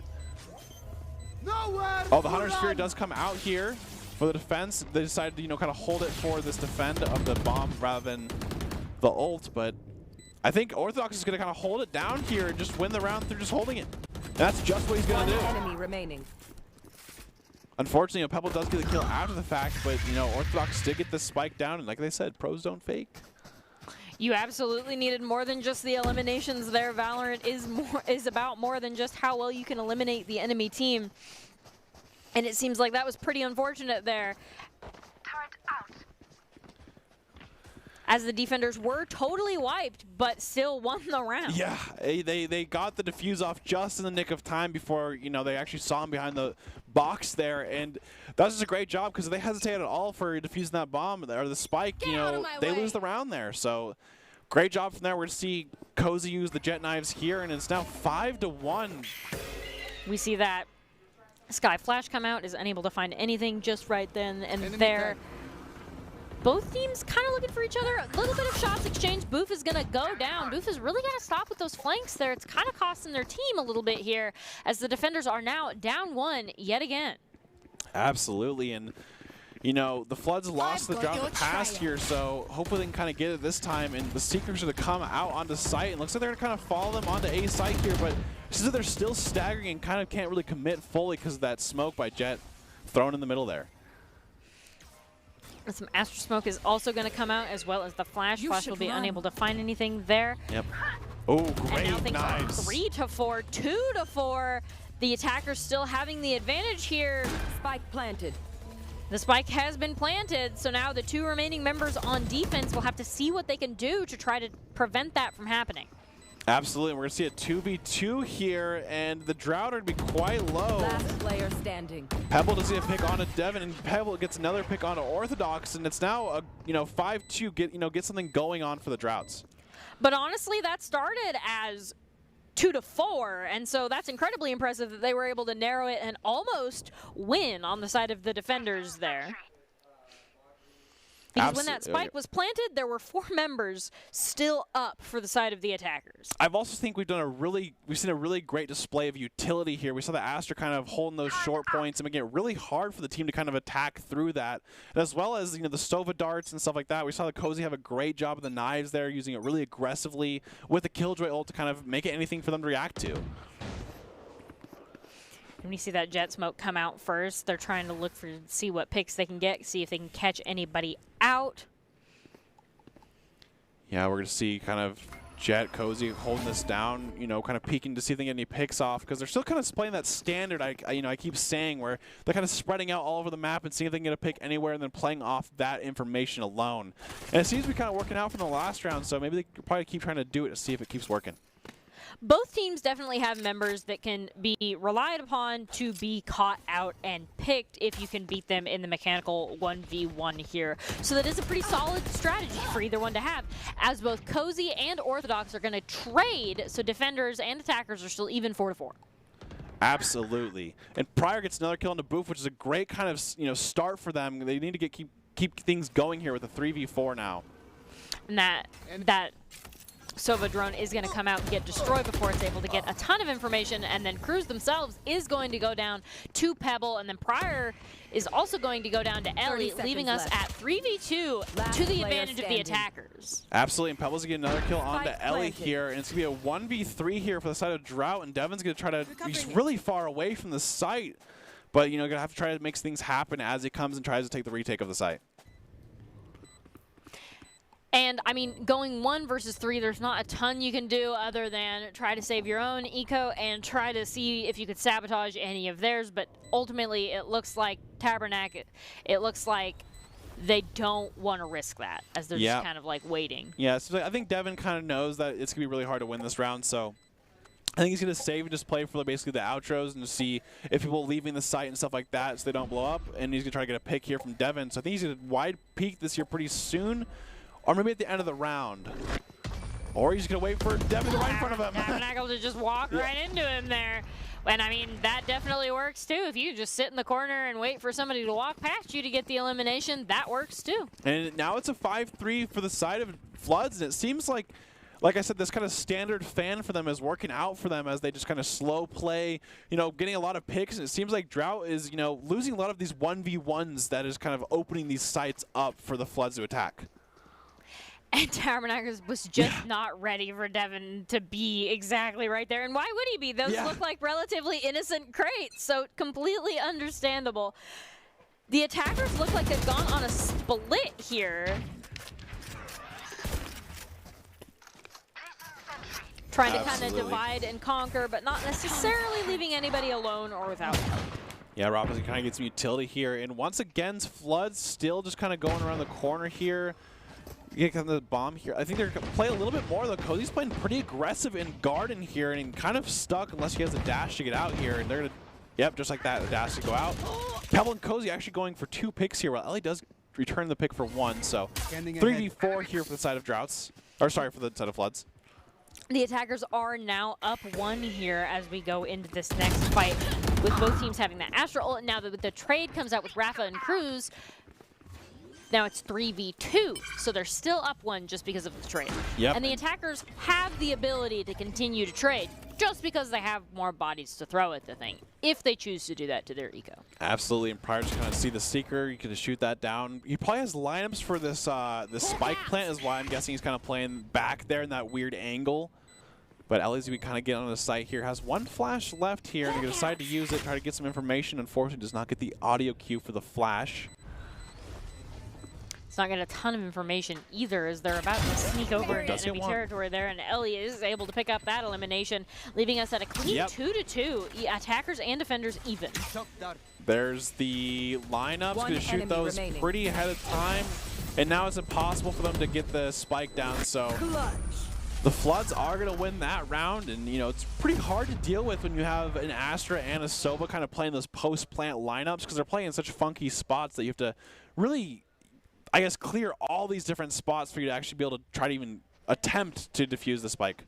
Funky spots and cheeky flanks are the name of the game, according to Doc Skis. You got to flank and you got to be effective about it.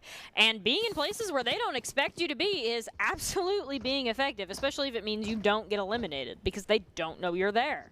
Absolutely. Now it's 5-4 for the side of Floods. I think it was down to 5-2 at one point. Now the Floods are kind of bringing it back with their, I guess, style of, you know, attacking here. And I think, you know, did a great job of having a timeout to figure out what's going on here. And we see that Sky Dog come out and immediately get destroyed, so they at least know where one of the members of the opposing team is, as that Astra Smoke is going to go down as both teams. One enemy remains. Yeah, Orthodox get a pick on there. Orthodox getting another pick on to Cozy. Tabernacus is taking bathrooms now. Does have that clear, so it kind of opens another spot for this. And now we are 5-3 going in with the attackers being down 2. Yep, and Tabernacus gets a great pick on to Cruz, and that's just the kind of need to get going.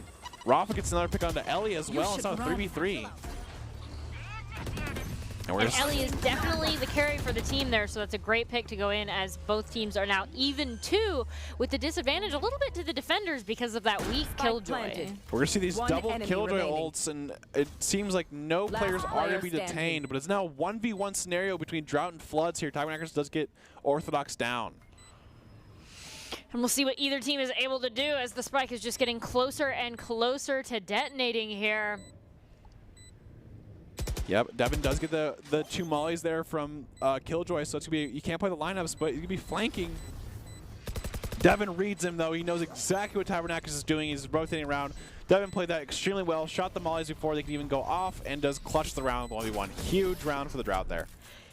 Huge read. Yeah. Just a couple little shots and then immediately going on the flank there. As soon as the shot stopped, Devin was like, that's not normal, and looked to the other flank. And amazing demonstration of not only map knowledge, but also player and strategy knowledge. Overall, masterfully done. Absolutely, because I think a lot of people kind of sometimes forget that you can kind of shoot those Killjoy mollies, and so he did a great job of instantly looking for those on site. He knows that they're still there, shoots both them, so now that Tabernacus has to go and basically peek him and wins the round for it. 6-4, we're going to see 2 rounds left of the half, and I think 2 rounds could be sway each team going into the second half here. As we go in here, the ultimates are in the favor of the Droughts on defense here with the 6-4, and it is kind of looking like teams are kind of exchanging shots here. The Sova drone is going to come out, get a little bit of information before getting exploded. And the Astra Smoke and Jet Smoke are both going to come down to kind of like do a little bit for those sight lines. So teams kind of have to regroup, refigure out what they're doing because they can't see anymore. Yep, and it seems like Floods are actually going for this B take, which they've not taken all half. And they get kind of, you know, the utility out here. I don't know if they're going to fully commit. Cozy does go on the site, though, and instantly gets taken down by Orthodox. And then Tabernacus is also going to go down to Boof there. Boof getting the elimination for their team. The Floods are now down 2 to the Drought. I think Floods are going to try to work this long here, but they're going to meet Devin. Devin gets 1 and instantly runs away. Great call by that. Now it's a 5v2 scenario, and I think Floods are just going to have to either try to rotate off, or they actually can't because they don't have time. They only have 30 seconds left of the round, so they're going to have to try to take this B. 30 seconds left. Both teams need to be more aggressive here, and considering that the Floods only have the 2 members, so the Drought's 5. Things are definitely not going to go well for them if they get aggressive into all 5 members at the same time. We see Sky's dog come out trying to figure out where these last 2 members are so that the 5 members of the Drought are not caught off guard. We see that flash come out but not get a ton of value. Yeah, it seems like the Floods are actually going to opt for a save here. They kind of know that by this point, if they even gotten to site, they don't have enough time to, spike or plant the spike. So they're just going to take those 2, take the guns, and say, hey, next round, we'll use it for the last round, and then we'll see how it goes from there. 7-4 for Droughts now, though, and I think if they win this, 8-4 is a pretty substantial lead for the first half. Absolutely, that's the biggest lead that we've had between these 2 teams if the Droughts are able to pull this out and get the 8-4. If that is the case, the Droughts have definitely adjusted their strategy more effectively to combat the Floods. Absolutely here, and we're going to see a lot of ults up for the Drought, so I'd say it's honestly kind of favored towards them. I can see Boof kind of holding that showstopper, making a huge play in A short if the Floods decide to kind of hold that angle. And it looks like they're setting up for maybe a push on A here as we go in and kind of like see what information we can get. The Sova. Seeker's coming out, and great first Hunter's Fury hits. Does get the kill onto Rafa, and does hit 3 more after that. Here comes the showstopper from Boof that I was talking about earlier, and going really on the aggressive. Does not find any, unfortunately. I think he's going to shoot that, and just the Droughts are just trying to take out the Floods before they even have the opportunity to show their faces there with all the ultimates, and man, it looks like it worked because now they're down 2 going into this next engage. Absolutely, and I think Cruz is kind of holding this angle here while they try to get something going in bathrooms. And we'll see what we can do here as the 3 remaining attackers are trying to come up with something. They get Cruz, so now it's 3v4, which is a lot more winnable than 3v5. Yeah, I think that's a good start that they need here. And Pryor's still going to kind of, he gets a great shock dart. Ooh, Boof gets him during the second shock dart, though, during the utility. And takes that down, so it's now 4v2 here for the side of Drought. 30 seconds left.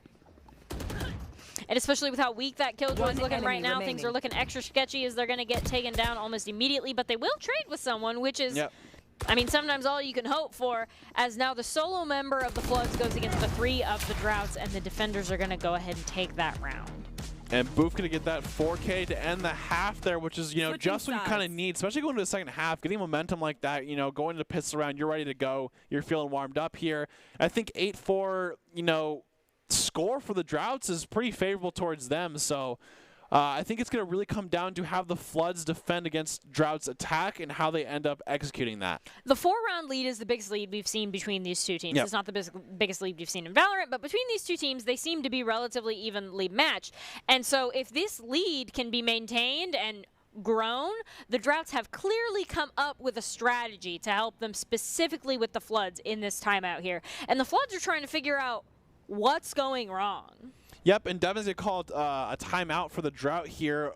I kind of like this because, usually you get some time in between the half, obviously, but I think just taking a moment and calling a timeout and just taking the full time to say, all right, guys, we're in the lead.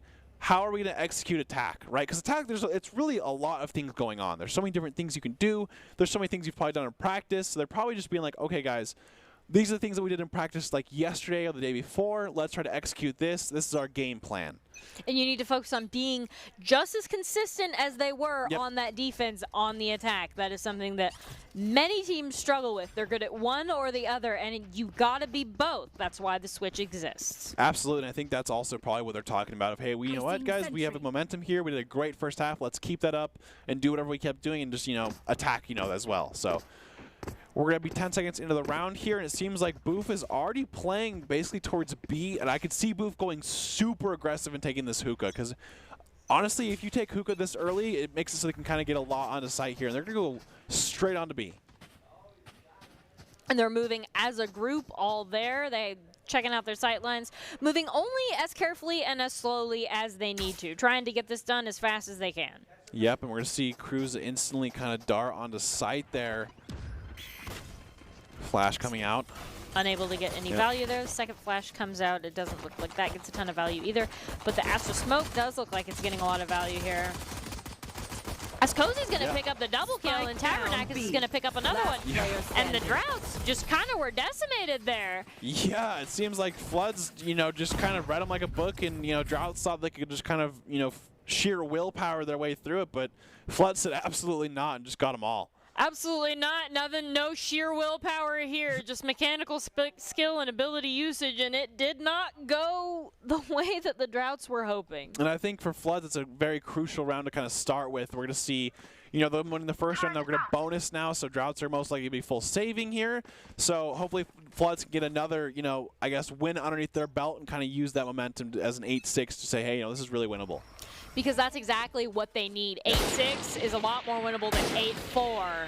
And 8-5 is just kind of like the hope that you're looking for if you're a Floods fan. Yeah, and Boof is going straight into sight. Instantly gets taken down by Rafa. And a great just, you know, oh, great. Shockdart gets a double kill from Pryor. That is insane. He has that lineup ready. So both Shockdarts hit at the same time, getting a double kill. And that's what I've been saying about Pryor, which is just a fantastic solo player. And that's exactly what you're looking for if you're a Floods fan, because now the Floods are up 3-4, and now they're just going to go ahead and win the round with that flawless because of some phenomenal Sova play. And it looks like the Droughts really need to, like, take a couple seconds and come up with a whole new strategy, because this just is not working. Yeah, I will say, when you're a Sova player, especially like Pryor, you get so much dopamine from this hit. Like, you've done this in practice tools so many times. You've done this in, you know, games so many times. But to actually throw the double shock dart and see that double kill, you're just like, oh, you're feeling top of the world with those shock darts. You are like, absolutely, this is why I main this main. Yep. People become Sova mains for the double kill on the shock darts. Absolutely, now you're feeling it. And so it's now 8-6 for the side of Droughts still, but Floods are actually going to be at a disadvantage here. They have the bonus from last round, whereas Droughts are now going to have all those Phantom and Vandals, so maybe they're going to approach it a little differently, and this is going to be a big round for Floods to win to kind of get the game in their favor. Oh, and just like that, it's a great start. Spike down A. Definitely exactly what you're looking for. Cozy getting the snipe onto the members of the Drought. Now we are down 1. Ooh. Nope, the even trade's going to come out, get eliminated onto Cozy. Rafa and Pebble are going to fall immediately after that, and this looks like the Droughts might be trying to take it back here as we have 4-2. Yeah, an extremely aggressive play by Boof there, getting 2 onto sight. Pryor almost got Devin there on the spike, but Devin thought of something and was like, you know what, we're going to wait a little bit on the spike, and those shock darts did come down and miss. But there's still the 4-2, so things are looking pretty good for the Drought here as they're up 8-6. Pryor is going to jump down. They did see him, though, so they're going to have one angle from Bath, and that's just exactly what Devin does. Just peeks that wide, and Cruz does go down to Tabernakis, but Tabernakis is quite low, so it's going to be a 3v1, and they do have the health advantage here. Yep, and Boof with a 3K.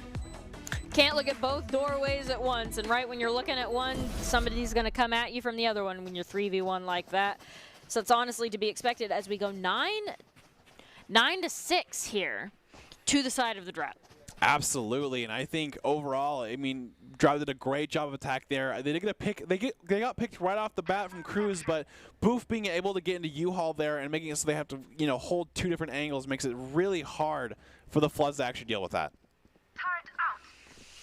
And as we get set up this next round, the eco is looking like it's in the Drought's favor here, so this might end up being what they need to just kind of like take these next couple of rounds and snowball it all the way to from 9-13. Yeah, Droughts are going to have guns as well as the Floods, but Droughts, if they win this round, are actually be a lot more, you know, equipped with credits. So this is a big round, I think, for Floods to kind of win in terms of eco-wise for them. They're going to have all the guns you know, that the Drought have. Great utility by Boof. Gets Pebble really low, 25 HP even. So Pebble's now one hit. Yeah. The boom bot is actually very scary. Oh. They are gunning for Pebble hard here. And I mean, honestly, when somebody has 25 HP, that's exactly what you do. Yep, and it seems like a hard take. This Cozy did a great job in playing short. Gets 3 kills. Oh my gosh. Cozy just go ahead and pop off there. That was 4. And Booth got a couple there too. But Cozy out here eliminating almost the entirety of the Drought's team right there. Yep. As we are now in a 1v3 situation. Maybe an ace here, and just like that, Cozy gets the ace for the side of Floods. And if that's not to get something going for your team, I don't know what is. Cozy is on it right after that one. That was an amazing job there getting the ace. And as we go into this next one, Cozy's looking pretty good. They got some good ult charge out of that. And now as we go into this next round, Eco's looking a little bit more even because of that dominating win. Absolutely, and Cozy did a fantastic job just playing in that cubby, kind of really playing discipline, waiting for everyone to kind of, they knew that the site was maybe clear, but they didn't know that the short was cleared, and Cozy did a great job holding that, getting 2, and then using that the rest of the advantage. And Boof also got the double kill for their own team, so they definitely tried to put in the work there, just not quite as impressive as Cozy's ace that now lets them have up the jet knives. Absolutely here, and we're going to see a 9-7 here. Once again, Drought kind of playing the style. They're kind of, now doing what the Floods kind of had success with, where they're throwing 3, B side here, and then they're having 2 kind of just sit there short, get some information, get some utility. And they're going to use that Sova drone to get some information. I think they did see Rafa jump down there, and does actually get him with the dink. And Orthodox using a great job of that Sova utility to go through the smoke and get him down. Just going to finally get him there, and now we are 5-4 going into this next fight. Advantage going to the Droughts. Boof pops the ult, doesn't get a kill with it, but does get a kill on the Tabernakis, and Pebble does get the kill on the Boof. But overall, it seems like, Drought was just faking B. They got some picks onto A, and now they're all rotating there. Ellie has a great spot here to kind of wait for these the team of Floods to jump down here. Oh, Pebble does get a pick onto Orthodox, though. 3v3 scenario here. Left. 3v3 is a lot more even. We might see some ultimates used out here to try to tip the favors one way or the other, as these teams are so close, 9-7. Yeah, 3-2, but Pryor is really low here. Devin going to play in the corner. Is going to have the recon drone to kind of get utility, so I think he's going to find Cruz out in short. But Devin is still playing in U-Haul. I don't think they know he's there yet. He's going to push out. Last player standing. And maybe he has a great flank. It's not over yet. It is 1v3, but can Devin clutch this? Devin gets 1. Yeah, Pryor was still holding it, yeah. Overall, it's getting really close, and now it's 9-8 for the side of Drought Floods. And, Floods are looking pretty good to kind of bring back this game.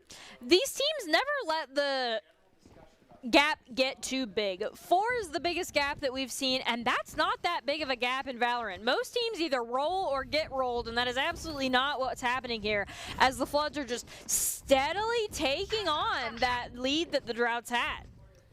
Absolutely, I agree. And, Floods, I will say, are doing a great job of playing as a team. A lot of these times they're getting 1 pick down, so it's a 4v5 for them. What they're doing is they're playing in these rotates as a full team, and so they can kind of take all these different angles, nugget, cheese, and, at least go 1 for 1 at the very least. And 5 people in one location have a lot better chance at eliminating somebody than a single person. We see that drone come out, we see the dog come out. Oh, he has a fantastic kill there. Flashes the drone both times, and, unfortunately doesn't get the second kill on the Boof. Boof does get in there. I will say Boof is playing pretty phenomenal this second half, getting a lot of kills that they need for this team to get going. Absolutely, and those kills are what put them in the advantage of being up 3 against the Floods here as this next thing goes in. Ellie's going to go ahead and get that elimination onto Cozy, and now we are up 3 yet again from the side of the Floods. Cozy tried to get those knife kills. At this point, you just kind of have to maybe save for Eco or see if you can eliminate anybody as the solo member against 4 of the Droughts. Yep, and Cruz does get pebbled down, so it is now 10-8 for Droughts, and Droughts had they had a save around that round. They had multiple sheriffs, and they just played so aggressive that they could just, get the kills and get the guns here. Boof gets a kill on the, Rafa right away, and they just go playing off that. A valiant effort, to be sure, did not end up playing off in their favor here, as the Droughts did end up taking that, or excuse me, Orthodox is going to go ahead and take that final elimination there. And as we set up into this next round, some ultimates are online, the Killjoy and the Astra ultimates for both sides. So it might just come down to who can use their ultimates better. Yep, that's right. And we're going to see 10-8 here. They're going really aggressive here for the defensive team, and, Pryor gets 1 right away. Floods Pryor trades. Boof gets eliminated right after that. So does Ellie. So those are some big, heavy hitters. The Floods now up 2 against the Droughts. Solo Astra here. So it looks like in all that aggression, the Floods did come out on top. All right, 3v1 here. Devin is full HP, and he has a lot of utility here, so I would not be surprised if it is winnable. It is a 1v2 here. And Rafa is quite low on this Sky. He knows where they're coming out from. that can absolutely work to their advantage here as the solo defender of the Droughts might be able to clutch this. And that killjoy is going to be really hard for him to deal with. They might just go for a plan here. Oh my gosh! Devin! Pop off, my guy! That was nothing short of fantastic. Yeah, I mean, Devin just holds the angle. I think what happened was the Floods thought that with the killjoy that they had, you know, too much of the circle where he couldn't peek from spawn or CT, and they just run in a straight line, and Devin takes both of them down, and wow, what a fantastic play by Devin, a 1v3 clutch to really help them out, too. They did not respect the Devin clutch, but I sure do. Absolutely amazing here. Putting the Drought only 2 away from winning at 11-8. And Boop gets a kill right off the bat, and that's just what they need to get going. Cozy goes down, and it seems like the Droughts are playing really aggressive on this B site here. Hunter's Fury coming out from Prior, but unfortunately, I don't think he hit Boop at the end there, but does not get any kills there. Ooh, Tabernakis gets a kill onto Ellie. Boop is very low still. Which is definitely one of the big carries for the Droughts there. And Boofus definitely is looking weak here in that Astra bubble. But we are still 3v4, so the Droughts are still up 1. But with how weak Boofus is, you could say it's almost even. And now they're all rotating, taking this teleport to A, which we haven't seen really all game, but they're finally using this, and seems like the Floods are going to be kind of ready for them on site. Devin gets a kill onto Pebble, though, which is huge. Prior does trade one, and now it's a 3v1. We'll see if the Floods can clutch it exactly like Devin just did, but somehow I think that might be a once-in-a-lifetime, once-per-game thing, at least, for these players. Boof got a lot of damage there, with Boof only being about 1 hit away from dying, so that's a great job by Boof to at least get that much before going out. Got one. Honestly, good job, Boof. Valiant effort. Now it's a 2v1 that inevitably ends in Tabernakis getting taken down as the final member of their team. A valiant effort, but at that point, you just kind of got to see what you can do. And we are now match point 12-8, and if Droughts win this, they just win. There is no comeback for the Floods here. If the Floods can close the gap, then they might be able to take this and take us to a map 3. Absolutely, but I mean, I will say, I think ever since that clutch, Devin's just turned it up because, I mean, last round he got another 3K and just did a fantastic job of holding. Like, they're doing a great job of attacking, and it seems like these picks right off the beginning of the round are hurting the Floods so much because Boof, I think, got, you know, picked like 3 times in a row into Hookah, so and Cozy's going to peek that long once again, and Boof's going to go so aggressive. Rafa's going to be first blood this time, courtesy of none other than Ellie. Boof is going to be... Boof and Orthodox are also going to go down, and we are now in a 3v4 situation here as Cozy and Prior are also going to go down, and so now we are 3v2. The Droughts are going to go ahead and just flip that narrative right around and go up 1 instead of down 1. As Cruz is going to also take down Tabernakis, and now there's just a single Astra against 3 members of the enemy team yet again. Just like that, it is the game. They're going to take it. And the Droughts continue to win and advance to their 2nd straight win for the week of the in their grand finals. And honestly, fantastic job to both teams. That was a fantastic games by them. And overall, it was a fun match to see. But overall, the Droughts just did a fantastic job of winning it.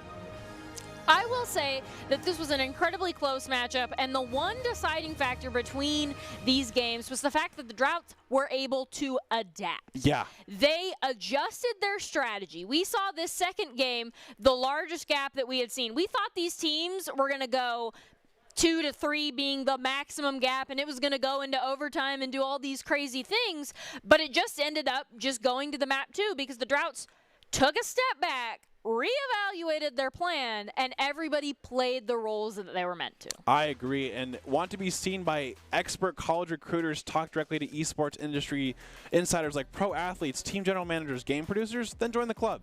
Esports Tower players get inside access to industry insight, and with our featured rumbles, recruiters are taking notice too. It's a great way to score exposure if you're looking to start your path to pro or land a collegiate scholarship.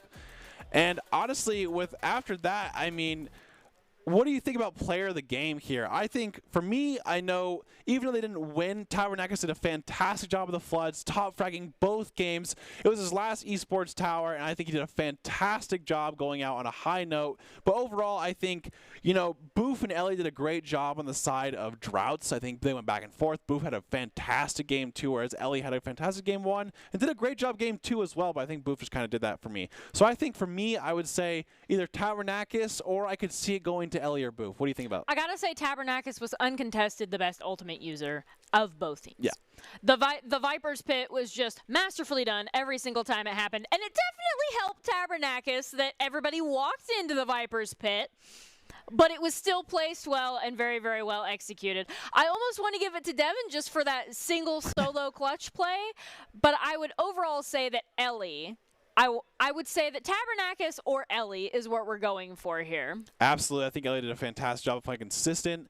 And it is going to be Pryor, actually. We're going to give Pryor the player of the game. He had a lot of utility. I think his Cypher did a great job on split, kind of, you know, trying to get things down, but they couldn't fully get it done. Although that game 2, his Sova did a great job. I mean, we saw a lot of great plays from Pryor. And we knew going into it, we were excited to watch the Pryor Sova, and it definitely delivered. Those 2 shock arrow kills, that is why people decide to main Sova, and that is just absolutely masterfully done. And Pryor got all these amazing flanks, was just like where nobody expected him to be the whole game, and so was able to consistently pick up kills and eliminations because of that. The player of the game is brought to you by Idaho Central Credit Union, who believes a great player makes a team more successful, just like Idaho Central's helping members achieve financial success. Pryor is the Idaho Central Credit Union player of the game, and overall, I think well deserved it. And, you know, before we kind of get out of this, I think, D'Angelo, what is your big takeaways for today? My big takeaway is that it doesn't matter how evenly matched teams are. When teams are evenly matched like that, one of them has to change to win. Yep. That is what we saw tonight. When teams go against each other and like challenge each other that much, one of them has to change to come up on top, and I think the Droughts did that. Absolutely. We had an exciting night of games to wrap up with the Week 2 Rumble. The Drought are back-to-back champs, but the Flood are very close to breaking through after a loss in a very close grand finals. Will anyone else be able to join the Drought and Flood at the top, or will they have another rematch next week? Next week Rumble will also be our first chance to take a look at Neon in the Esports Tower, and several teams are already excited to see how well she fits in their team. Don't forget to join us next Monday at 6 p.m. EST right here on the Boise State Twitch page, twitch.tv/Boise State for our Week 3 Rumble. We'll close out with the top 5 presented by the Idaho Army National Guard, who invites you to take your impressive critical thinking skills into real time. With more than 10 jobs offering $20K bonus and your degree of choice paid for, the Idaho National Guard is the best team out there. Thank you very much for watching and have a great night.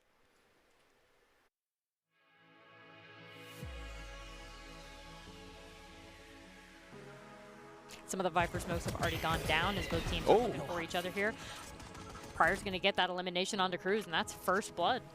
Yeah, it was a great job by Cruz, and they're going to go on Heaven here, and Devin gets 2 right there. Spike down mid. Cozy's going to get 2 down as well, and kind of holding this down where it's 2v3. Oh, wide open, and I think the Drought are actually be ready for this mid play here. They got people in different positions to kind of have crossfire. Yep, Boosie get 1 right away. Boosie get 3. They had the right idea, and then they definitely lost it when they walked into Booth and getting that immediate triple kill. And now with the solo member of the Floods going against 3 members of the Drought, unable to do anything. Their prey as carefully as they possibly can without going down anybody else. Yeah, Ellie did get a cheeky kill in the corner there by just holding that corner, waiting for him to pass, and did get 1, which is still pretty good. And we're going to see Pebble get another pick onto Orthodox. So we're looking at a 4v2 here for the set of Floods. Pryor looking for that, is able to find it. There's a couple. The Floods can't do this whole trade game that they've been doing all game, especially now that that Sage Res came out, because now we are 2-5, and the Viper ult is no longer on the table for them to try to use as a carry as that flash is going to come out, but Cruz is going to get eliminated on the sky, so is Orthodox, and that was a valiant effort. Very scary. They are gunning for Pebble hard here, and I mean, honestly, when somebody has 25 HP, that's exactly what you do. Yep, and it seems like a hard take. This Cozy did a great job in playing short. Gets 3 kills. Oh my gosh. Cozy just go ahead and pop off there. Ace That was 4, and Booth got a couple.